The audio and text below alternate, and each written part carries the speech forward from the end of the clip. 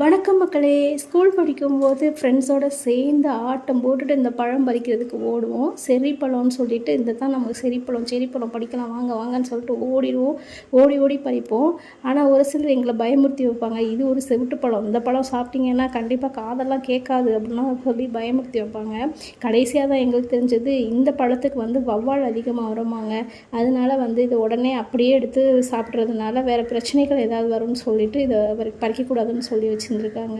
ஆனால் இப்போ பார்க்கும்போது கூட நான் அந்த பழத்தை விட்டு வைக்கிறதே இல்லை.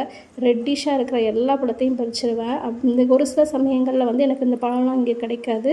இதுக்கு பதிலாக பறவைகள் எல்லாமே சாப்பிட்டுட்டு போயிடும். நம்ம வீட்டோட என்ட்ரன்ஸ்லையோ அல்லது நம்ம எந்த இடத்துல ஒரு இடத்த நல்லா ஃபில் பண்ணணும் அப்படின்னு நினச்சோம் அப்படின்னாக்கா இந்த ஒரு மரத்தை வச்சா போதும்.